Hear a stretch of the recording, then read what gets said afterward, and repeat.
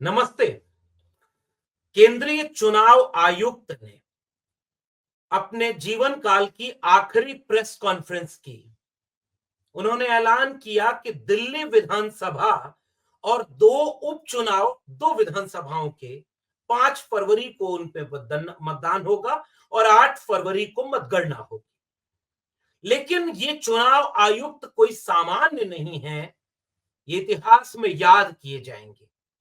और आश्चर्यचकित न हो, एक चुनाव आयुक्त थे टीएन शेषन और दूसरे चुनाव आयुक्त होंगे राजीव कुमार। क्यों मैं ये बात कह रहा हूं, आगे विस्तार से बताऊंगा। चुनाव आयोग की साख पर उठने वाले बेहद गंभीर सवाल या तमाम तरह के आरोपों और अपनी विश्वसनीयता खोते जाने वाले आयोग पर इतने गंभीर सवाल उठे, उन सब का जिक्र किया चुनाव आयुक्त ने। लेकिन जवाब देने के समय कुछ हल्की शेर और शायरी और कविता पढ़ने लगे। कभी सड़क पर आप जाते हुए गौर किए होंगे, ट्रकों के पीछे कविताएं लिखी होती हैं। चलती है गाड़ी, उड़ती है धूल, जलते हैं दुश्मन, खिलते हैं फूल, जगह मिलने पर पास दिया जाएगा, बुरी नजर वाले तेरा मुंह काला। वो भी कई बार इतने क्रिएटिव होते हैं जिसका अंदाजा नहीं है। लेकिन देश के चुनाव आयुक्त इतने क्रिएटिव होंगे, इस बात का देश को पता ही नहीं था। कितने भी गंभीर सवाल ईवीएम पर हो, कितना भी गंभीर सवाल वोटर लिस्ट से नाम काटे जाने का हो, क्या गजब की शायरी सुनाते हैं। और इसका दिल्ली के चुनाव और उत्तर प्रदेश की राजनीति से रिश्ता क्या है, आज के वीडियो में विस्तार से बात करेंगे। आप देख रहे हैं 4 पीएम न्यूज नेटवर्क पर डॉक्टर लक्ष्मण यादव का विश्लेषण। तो दिल्ली में बैठकर केंद्रीय चुनाव आयुक्त ने प्रेस कॉन्फ्रेंस करके इस बात का ऐलान किया कि दिल्ली विधानसभा, उत्तर प्रदेश की मिल्कीपुर विधानसभा का उपचुनाव और दक्षिण भारत के एक चुनाव एक साथ 5 फरवरी को वोटिंग होगी और 8 फरवरी को उनकी काउंटिंग होगी, मतगणना होगी। ऐलान करने के बाद से दिल्ली में राजनीति तेज हो गई। दिल्ली वह राज्य जो पूरा राज्य भी नहीं है, दिल्ली जो केंद्र शासित प्रदेश है, मगर वहां चुनाव होता है। और देश में 2014 में आंधी तूफान और सुनामी कुछ भी लेकर के आए नरेंद्र मोदी, 2024 तक तीसरी बार मुख्यमंत्री अरविंद केजरीवाल को रोक नहीं पाए और 3 बार उनकी नाक के नीचे नरेंद्र मोदी प्रधानमंत्री रहे, लेकिन मुख्यमंत्री आम आदमी पार्टी के अरविंद केजरीवाल। ये एक नायाब स्थिति है देश की राजनीति में।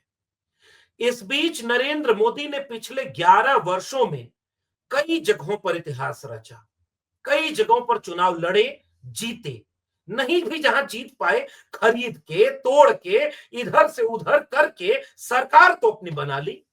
क्या जम्मू कश्मीर, क्या नॉर्थ ईस्ट, क्या महाराष्ट्र, क्या उत्तराखंड, कहां नहीं बजा मोदी का डंका, दिल्ली में नहीं बज पाया। क्या वजह है दिल्ली के वोटरों की? क्या वजह है आम आदमी पार्टी की राजनीति की? और वो कौन सी सियासत है जिसको अब बीजेपी अपने राह के रोड़े से हटाना चाहती है? उत्तर प्रदेश बीजेपी के पूरे हाथ में है, इसलिए मिल्कीपुर पर अभी बात करेंगे। लेकिन आम आदमी पार्टी 3 बार चुनाव जीत चुकी है और वो भी पहली बार छोड़ दे तो दूसरी और तीसरी बार प्रचंड बहुमत से सरकार बनाती है।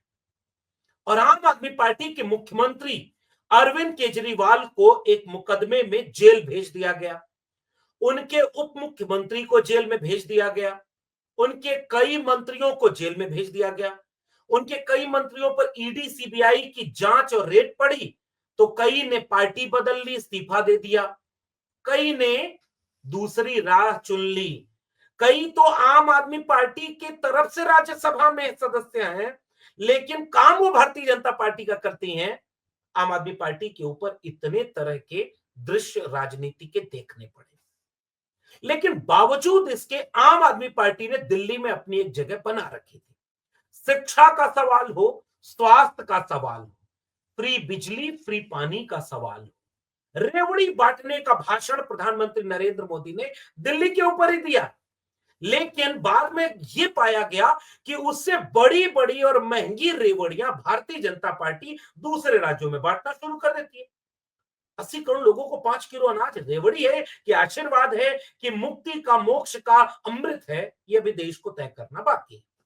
लेकिन आम आदमी पार्टी भारतीय जनता पार्टी के लिए एक मुश्किल बनी हुई है। दिल्ली के लोग ये बात कबूल करते हैं कि हां, आम आदमी पार्टी में कुछ बातें तो ऐसी हैं जो उनकी पसंद आती है।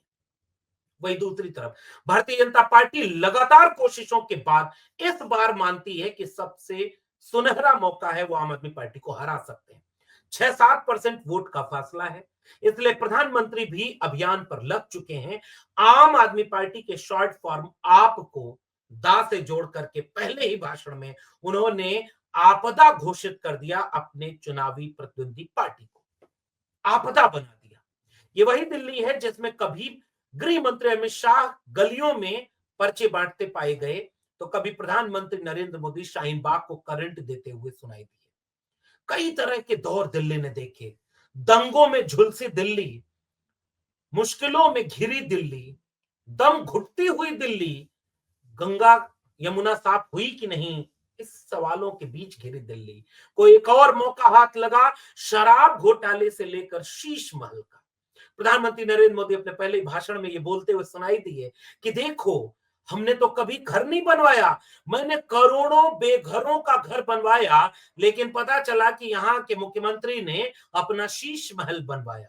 और आज जब मैं और आपसे बात कर रहा हूं, तो वो शीश महल चूंकि पीडब्ल्यूडी डिपार्टमेंट के गृह मंत्रालय के अंदर में चला गया, तो आम आदमी पार्टी के नेता संजय सिंह और सौरभ भारद्वाज चले गए कि जरा मीडिया को लेकर हम आए हैं, दिखाओ मुख्यमंत्री के शीश महल में कहां लगा है स्विमिंग पूल, कहां है सोने की टॉयलेट, कहां है वो पर्दे, कहां है वो सारी चीजें जिसको भारतीय जनता पार्टी ने प्रचारित किया। करोड़ों करोड़ रुपए का शीश महल बना है और पुलिस ने उन्हें अंदर नहीं जाने दिया। फिर आम आदमी पार्टी के नेताओं ने गाड़ी घुमा ली, उन्होंने कहा कि हम प्रधानमंत्री का घर भी देखेंगे, जरा देखें कि वहां कुर्सी, बैंकेट, उसके बाद जो है कालीन, पर्दे, इन सब की कीमत क्या है। 8,000 करोड़ का हवाई जहाज, 800 करोड़ की गाड़ी और तमाम तरह के आरोप सोशल मीडिया पर लगते रहे। दिल्ली एक नायाब राजनीति के मोड़ पर खड़ी है। प्रधानमंत्री नरेंद्र मोदी को पता है कि तीसरी बार प्रधानमंत्री बनने के बाद भी अगर वो दिल्ली में बीजेपी को नहीं जितवा पाए, तो फिर होगा क्या। इसलिए पूरी ताकत बीजेपी ने झोंक दी है। वो सवाल पूछ रहे हैं यमुना साफ होने की, जिन्होंने आज तक गंगा साफ होने का कोई श्वेत पत्र देश को नहीं बताया। वो पूछ रहे हैं शराब घोटाले पर, जिन्होंने इलेक्टोरल बॉन्ड घोटाले का आज तक जवाब नहीं दिया कि चंदा किससे, बीफ कंपनियों से लिया या वैक्सीन फर्जी बनाने वाली कंपनी से ले लिया था। वो सवाल पूछ रहे हैं शीश महल का, जिन्होंने देश में जितने जिले नहीं उतना भारतीय जनता पार्टी के 3 स्टार 4 स्टार करोड़ों के ऑफिस बनवा दिए। नोटबंदी का पैसा कहां गया, कि जीएसटी का पैसा कहां गया। रेवड़ी बैठने का सवाल वो करते हैं जब चुनाव आता है, तो जम्मू कश्मीर में जाकर के अमित शाह कह रहे थे फ्री में सिलेंडर बांटेंगे, तो कभी कहीं और चुनाव होता है तो कहते हैं कि हम महिलाओं को लाडली पहना तो ये देंगे वो देंगे। वो सारी बिजली और पानी भारतीय जनता पार्टी के राज्यों में कहीं मुफ्त नहीं है, लेकिन दिल्ली के लोगों को भड़का रहे हैं कि अब ये बंद हो जाएगा। उस नायाब चुनाव के वक्त वोटर लिस्ट से नाम काटने का एक सनसनीखेज आरोप लगा दिया आम आदमी पार्टी ने।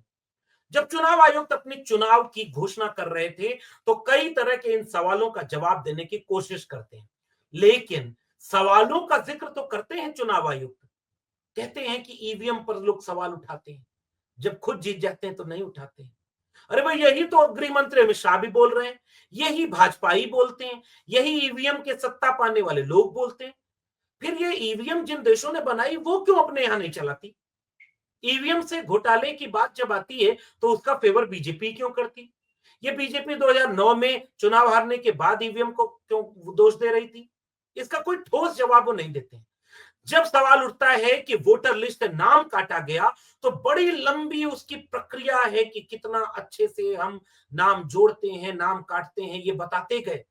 लेकिन जब आम आदमी पार्टी ने प्रेस कॉन्फ्रेंस करके सबूत दे करके कहा कि देखिए फला बूथ पर फला लोगों के नाम काटे गए हैं और ये सारे नाम भारतीय जनता पार्टी के कार्यकर्ताओं की शिकायत पर काटे गए हैं। इसका जवाब एक बार भी चुनाव आयोग की प्रेस कॉन्फ्रेंस कर रहे शायरों के शायर, महाशायर राजीव कुमार नहीं दे पाए। लेकिन अपने मिजाज के मुताबिक जब जब कठिन सवाल आया, जब जब जरूरी सवाल आया, कोई न कोई ऐसा शेर लड़खड़ाते हुए राजीव कुमार की जबान से पूरे देश के सामने लहराया। ये है चुनाव आयोग की गंभीरता। कल्पना करिए, यही अखिलेश यादव 2022 में कहते रहे कि हमारे लोगों के वोटर लिस्ट से नाम काटे गए। चुनाव आयोग ने कहा सबूत दीजिए। समाजवादी पार्टी ने 18,000 सबूत एफिडेविट के साथ दिए। आज तक चुनाव आयोग ने उसका कुछ नहीं किया, कभी बताया तक नहीं कि हुआ क्या। वहां लोग प्रदर्शन करते हैं कि मैं जिंदा हूं, मैं जिंदा हूं, और वोटर लिस्ट में मर गया हूं। अब दिल्ली में क्या इस खेल से होगा? यही सवाल महाराष्ट्र में भी उठाया गया। आज भी आप महाराष्ट्र जाएंगे तो वहां लोग आमतौर पर सार्वजनिक तौर पर यह बात कहते हुए पाए जाएंगे कि भारतीय जनता पार्टी चुनाव जीतने के लिए बीजेपी, आरएसएस अपने लोगों के जरिए कभी मशीन का इस्तेमाल करती है, हर जगह नहीं करती, जहां उन्हें पता होता है। भाई इतना भी मूर्ख कोई नहीं होता कि सब चुनाव आप ही जीत जाओगे तो जनता विद्रोह में नहीं उतर जाएगी। किसको मूर्ख समझते? लेकिन चुनाव आयोग बार डायग्राम बनाकर दिखाता है कि देखो अलग अलग पार्टियां अलग अलग वक्त में चुनाव जीतती रही, लेकिन हर मुश्किल चुनाव बीजेपी जीतती है। और इस बार दिल्ली में उसका पेच फंसा हुआ है। इस बार दिल्ली में पता ही नहीं चल रहा है कि आम आदमी पार्टी ज्यादा घेर रही है जलेबी बनाकर कि बीजेपी। और ऐसे में चुनाव आयोग की जलेबी बिना चीनी और बिना गुड़ के पूरे देश के सामने एक उम्मीद बनकर के खड़ी हो गई। लो शायरी, लोक कविताएं। और वहां पूछा गया कि भाई वहां का भाजपा का रमेश बिधूड़ी जैसा एक नेता संसद में जो कठमुल्ला और कटुए कहकर के गाली देता है पूरे देश के मुसलमानों को। कल्पना करिए, एक मुसलमान खड़े होकर के चुना हुआ सांसद उनके सामने खड़ा हुआ तो इस रमेश बिधूड़ी ने उसको क्या क्या गाली दी। ये मानसिकता है इस देश के मुसलमानों को लेकर। वो कहता है कि प्रियंका गांधी के गाल की तरह सड़क बना देंगे। और जब ये सवाल पूछा गया तो उसका जवाब ही नहीं दिया चुनाव आयोग ने कि इस तरह के बयानों पर क्या कार्रवाई होती है। अगर उसका जवाब देते तो ये भी तो पूछा जाता कि मछली, मंगल सूत्र और भैंस खोल ले जाएंगे पर क्या कार्रवाई हुई। पूछना तो पड़ेगा ना। इसलिए चुनाव आयोग ने जलेबी बनाना सीख लिया है। इतनी सीधी जलेबी बनाने के लिए इतिहास में टीएन सेशन बाद में याद किए जाएंगे। राजीव कुमार पहले चुनाव आयुक्त देश के होंगे जो ये बताएंगे कि लोकतंत्र की बर्बादी का जब ठेका लिया गया तो सबसे महंगा और सबसे बड़ा ठेका चुनाव आयोग ने लिया। आपकी साख दांव पर चली गई, आपकी विश्वसनीयता चली गई, और आप शायरी सुनाते हैं, चुटकुले सुनाते हैं, व्यंग करते हैं, ठोस जवाब नहीं देते। आपसे कहा जा रहा है कि वोटर लिस्ट से नाम काटे जा रहे हैं और आप प्रोसीजर बता रहे हैं। आप ये क्यों नहीं बताते कि जो आरोप लगाए गए, देखो इनका नाम काटने का आरोप आम आदमी पार्टी ने लगाया, लेकिन देखो इनका नाम वोटर लिस्ट में है। देखो समाजवादी पार्टी ने इतने लोगों के नाम काटने का 18,000 लोगों का सबूत दिया। देखो ये 18,000 लोग वोट डाले हैं 2022 में, और नहीं डाले तो मानो ना कि तुमने वोट काटा। इसका जवाब इस तरह से होना चाहिए। लेकिन चुनाव आयोग के पास एक अलग तरह की शायरी उसके लिए थी। देमारा शायरी उन्होंने, मुशायरे का माहौल था, गदगद पत्रकार थे जिन्होंने कठिन सवाल भी नहीं पूछे। वो तो भला हो एक एएनआई के आखिरी में एक सवाल पूछ दिया, रिटायरमेंट के बाद का प्लान क्या है। तो ये सवाल पूछने का है कोई? क्या देश के मुख्य न्यायाधीश डीवाई चंद्रचूड़ से किसी ने पूछा था कि रिटायरमेंट के बाद क्या होगा? मोदी जी उनके घर जाकर के त्योहार मनाने ही लगे थे, वो मीठा मीठा बोलने ही लगे थे, इंटरव्यू में ए टू जेड को बेल देने की बात कहने ही लगे थे, और रिटायर होने के बाद एक अच्छा सा पद पा ही गए। दिल्ली में चमचमा के बंगले में रहेंगे। उन सब का अपना अपना एक छोटा छोटा शीश महल होगा। लेकिन चुनाव आयुक्त याद किया जाएगा कि लोकतंत्र को गड्ढा खोद करके दफन करने में जब किसी का नाम सबसे ऊपर होगा तो उसमें चुनाव आयुक्त का नाम जरूर शामिल होगा। आपका क्या मानना है नीचे कमेंट बॉक्स में जरूर बताइएगा। फिर मिलेंगे किसी और टिप्पणी के साथ, तब तक के लिए बहुत बहुत धन्यवाद।